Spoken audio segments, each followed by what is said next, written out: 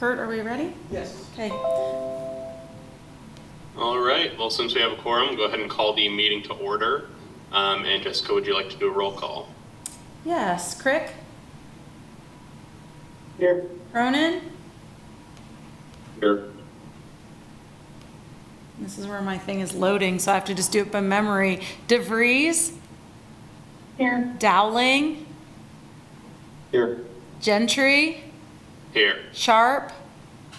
No, he's ex officio. Weigel. Here. Oh, and Rodden. Here. Great, we have a quorum. Great, moving on to public comment. Is there anyone here in person or online to make public comment? There was no one in person, and no one has indicated online by raising their hand that they would like to make comment. Alrighty, well then we can go ahead and move on to the approval of the minutes from the October 1st, 2024 meeting. Unless anyone has any comments or questions on those, I will entertain a motion. I'll make a motion to approve the minutes. I will second. Ryan Dowling, KDOT. All right, motion and a second. Can we do a roll call? Sure, Crick, Aye. Cronin, Aye. DeVries, Aye. Dowling, Aye. Gentry, Aye. Rodden, Yes. Weigel. Aye. Okay, great. Motion carries unanimously. Great, thank you. So moving on to our actual agenda items for the day, looks like we're starting off with item 1, the 2025 Unified Planning Work Program. Great. We're happy to present to you the draft of the 2025 Planning Work Program for your consideration. This details the activities for transportation planning of the MPO and our partners for 2025. And so I'm just pulled up the anticipated major planning products to kind of discuss those. We envision that to include implementation of the Vision Zero Transportation Safety Plan and final adoption, which will carry over into the first quarter. Our continued development of EV readiness for Lawrence, Eudora, and Baldwin City, and updates to Lawrence Bikes and countywide bikeway plan. Continued participation in the Mid-America Regional Council Freight Study and Johnson County Transportation Connection Plan. Update to the Lawrence, Eudora, and Baldwin City Safe Routes to School plans. Participation in the City of Lawrence North Lawrence Corridor Study, which includes a transportation component. And then annual performance reporting and implementation and data management and development of transportation amendments to the 2025-28 TIP. We had talked about some other corridor and land use studies, but those are things that we didn't feel like we could commit to in their entirety, knowing that we have some bigger planning processes wrapping up and other ongoing stuff that we're working on at this time. So that's what we plan to do. I'd entertain a discussion about any questions you have about our planned work for 2025. Otherwise, we're looking for your recommendation for approval to the Metropolitan Planning Organization Policy Board. Does anyone have any questions or comments? Hey, Jessica, what do you foresee the continued efforts for that MARC corridor state corridor freight plan to entail? Well, I think, we have seen some drafts of that plan and of some varying parts of that. And so I think probably it's just to finalize that plan and decide if we're bringing it back for local adoption, which I would anticipate we do at some point. That may be over by the end of the first quarter. So I don't think it's an extensive amount of work. I also think then it depends what gets identified in that plan for Douglas County, if there's activities that we need to work on or any additional follow-up that we need to have. And all of those things have not yet been identified, so I can't comment in more detail. Sure, okay.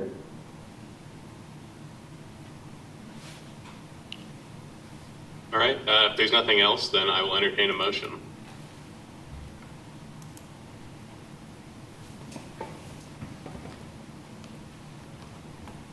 I would recommend approval of the 2025 Unified Planning Work Program.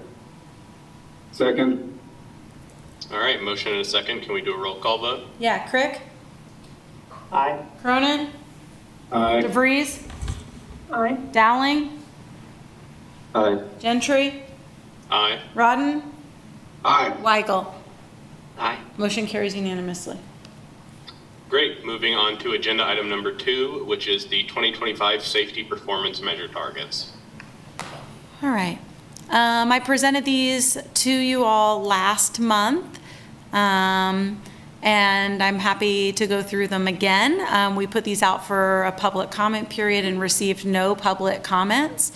Oh, I need to do, can you just give me 1 minute? There's something else I wanted to pull up that was different than last month that I wanted to bring back and show you, but you need to give me a second. No problem. Sorry.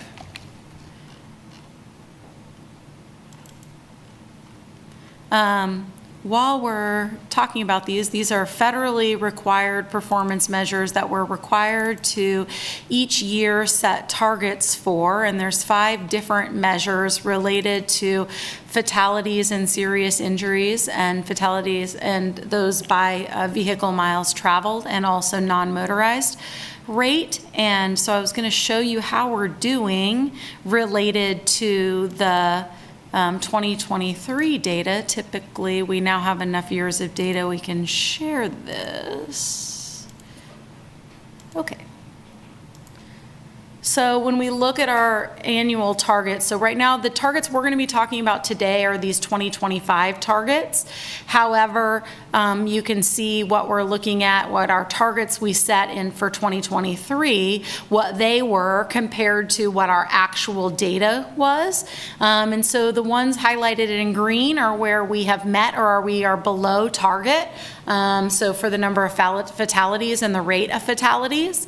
For the serious injuries and serious injuries per VMT and non-motorized, you can see what we set the rate to be versus where we ended up based on just based on the single year of data. I wanted to show you where we're at in that sense to see that really the targets weren't met for those ranges. And you can see kind of in this scheme as you start to look at the targets we've set year to year, how fatalities were on a decreasing trend on targets, and for serious injuries, rate of serious injuries and number of non-motorized fatalities and serious injuries were on an increase. And these targets are set as 5-year rolling averages. So it just gives you to kind of show how the single year data and information is falling into where we are at for the target. So as you, of course, as you see these 2013 averages start to rise, you can see what these trends are happening to be. Let me exit this and then we can walk through. I have something for transit also, but we can kind of walk through each of those data points. And these larger charts kind of show the same thing, but it shows, where we think we are in terms of our, where our 5-year averages is. Again, you can see a reduction in our rate for fatalities in both fatalities and fatalities for VMT, and then you see the increase in the trend that's happening for serious injuries. And we could start to hope, with our Vision Zero plan, particularly in the city of Lawrence and Eudora and Baldwin City, to be able to identify some additional direction and movement that's happening. You can see that Lawrence has the largest contribution in terms of overall serious injuries, followed by KDOT and Douglas County, and those roadways aren't included in our Vision Zero plans, but there's additional state work going on in this space. So you can see there have been some higher years that have contributed, if we're in a 5-year average, to an increase in the overall average of crashes for serious injuries. And then, of course, VMT is going up, but also when crashes are going up, that means that the rate for which that's happening is also increasing. And you can see how that is projected to occur with the target that we plan to set there. We don't have a measure with VMT or travel data for non-motorized, but you can see based on this annual data and the mapped crashes where we stand for that rolling average. So I'd be happy to entertain any questions you may have. As you note on all of our form, I think we recognize we desire improved safety beyond the targets. However, up to this point, without a more robust Vision Zero plan adopted, we anticipate not being able to really target additional projects, and we've set these targets based on rolling averages with projections based on historical trends. So we are still in that same situation this year that we have been in previous years. I anticipate after our Vision Zero work, which we anticipate to bring to you in the spring, that we could do some additional work to try to target and drive down with safety investments some of these numbers. Again, not all of the parties that are within our jurisdiction are included as part of that planning. So there's still probably additional work to do on safety. But I'd be happy to entertain any questions you may have about any of our federally required transportation safety measures. We're looking for your recommendation of approval to the MPO Policy Board. Thank you. Does anyone have any questions or comments? Hey, Jessica, I'm just curious, on the projected 2024, that's based off of the 5 years before, or is that based off of numbers that Yeah, so are this year? the projected 2024, we have not gone and looked at where we stand in the year. We don't have that sophisticated of data analysis at this point in time. It's possible we could do that in the future. Right now, we're just looking at what the annual change is between years and making a projection based, if it has VMT affiliated, making a projection based on VMT, and if it doesn't, making a projection based on what has happened historically. So what has happened historically when you have outlier years, like you look at 2020, which was a good example even nationally, where VMT was down with COVID, but it also meant that the people out on the roadways, because there was fewer, were driving probably more with more speed, and you saw, this was a national trend that we saw additional fatalities in that year. And years like that, now that 2020 is in that 5-year rolling average, until you get another year or two out, those numbers are impacting your overall averages, assuming if you're like what you've seen in some of these other years, you're starting to see the downward trajectory. One outlier year can increase what your historical projections are quite a bit.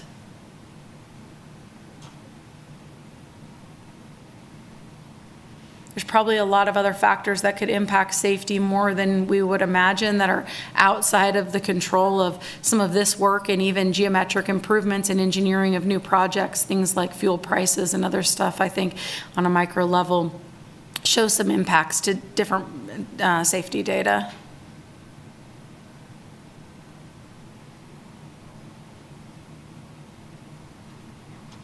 All right, unless there's any more questions or comments on this item, I will entertain a motion.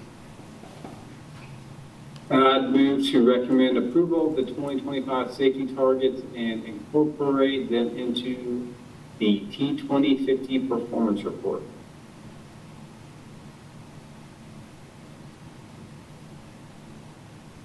Second?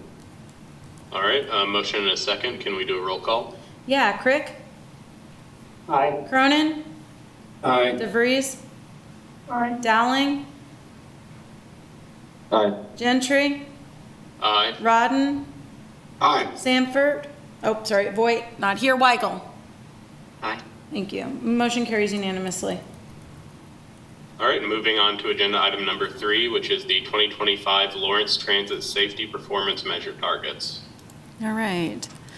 So you have not seen these before since Transportation 2050, but Lawrence Transit has an annual obligation in their Transit Safety Action Plan to update their targets. And so there's no change to these targets outside of the year change. So these were the same targets we had in 2023. We're moving these targets to 2025, the same targets. And you can see here, based on the 2023, the most complete year of completed data, that Lawrence Transit System has met or exceeded all of the targets for their system of operations. So I'd be happy to entertain any questions or direct any other comments or questions you may have to Adam Weigel.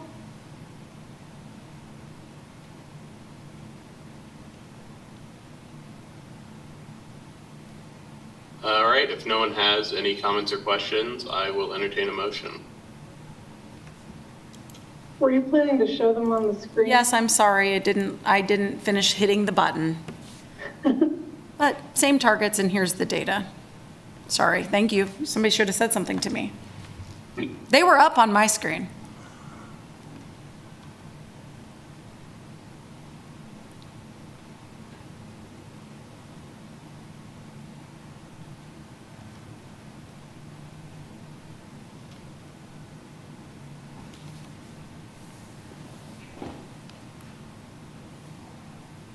All right, if no one, oh, sorry, was someone speaking? No, if there's no questions, I'd be happy to move to recommend the approval of 2025 Lawrence Transit Safety Targets and incorporate them into Transportation 2050's report. I'll second.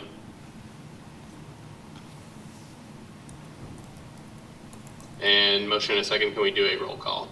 Yeah, Crick, Aye. Cronin, Aye. DeVries, Aye. Dowling, Aye. Gentry, Aye. Rodden, Aye. Weigel. Aye. Motion carries unanimously. All right, moving on to our final regular agenda item, number 4, the Lawrence Bikes Plan update. Stephen, would you like me to share or would you like to?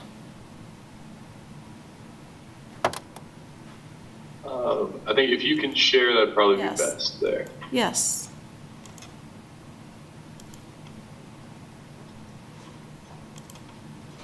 All right. Stephen, you should introduce yourself. I think you're a new face to this call. Yes, I'm Stephen Mason. I'm one of the newer transportation planners here in the MPO, and will be helping lead the bike plan update in the next year. Okay, I've pulled up the scope of work. Is that where you'd like to start? Absolutely. So this will be an update. The last City of Lawrence Bikes Plan was adopted in 2019, and we typically try to update these about every 5 years. So looking to go over some of the changes that have happened in those past 5 years. We've had quite a lot of additions in infrastructure, but also changes in policies and program and plans. So looking to take this opportunity to evaluate those and build on that momentum. So as we have in the past, we want to make sure that we review the planned bikeway network and the Lawrence Loop sections that we want to get finished for the City of Lawrence. Look at the priority and secondary funding networks. I think we've been hearing some discussions of bicycle parking, so that is something that we're going to have the committee look at, see if they want to include that in the scope as well. And looking at some of those other updates as far as other plans in the community, if we want to invite them to participate.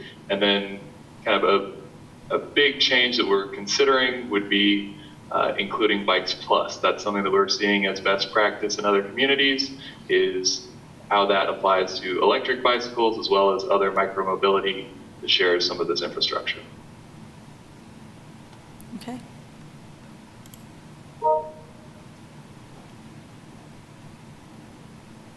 There's a timeline. Are you ready for the next? Let me get to, there you go. Yeah, and then we've got the draft steering committee here. We want to get a good cross-section of the community, get some different perspectives, and we also listed the organizations or boards that we would be asking to appoint these individuals. Okay. So that's kind of what we prepared for you, to talk about the scope of work we intend for this planning process. We're looking for any conversation you might want to have about other things you think we may be missing, and or what this steering committee looks like. We are having separate conversation with Eudora and Baldwin City and the county about the countywide bikeway plan before we determine how we're going to put these on trajectory together, but we want to get started with this planning process.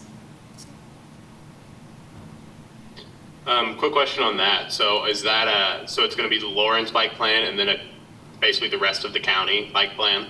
Yeah, that's currently how we have them done. And so we did that the last time we did a bike plan. We realized that that was kind of how we had decided to do it. And so we will proceed in that same direction and try to determine what scope of work.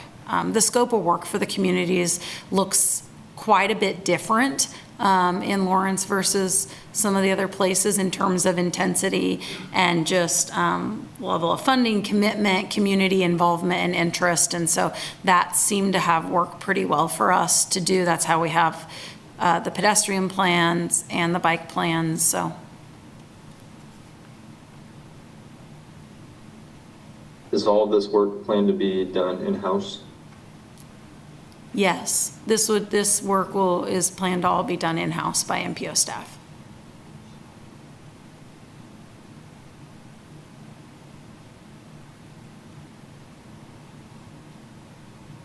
Any other questions or comments? And if not, I will entertain a motion on the Lawrence Bikes Plans update. I move to recommend approval of the Lawrence Bikes Plans Steering Committee. Second. All right, we have a motion and a second. Could we do a roll call vote? Crick, Aye. Cronin, Aye. DeVries, Aye. Dowling, Aye. Gentry, Aye. Rodden, Aye. Weigel. Aye. Okay, motion carries unanimously. All right, looks like we do not have any other business on the agenda today, so our next meeting is set for December 3rd, 2024. Okay, we will let you know. We typically cancel our December meetings because we have completed all of our required work for the year, but we will let you know if that changes. Great. All right, thank you, everyone. Thank you. Thank you.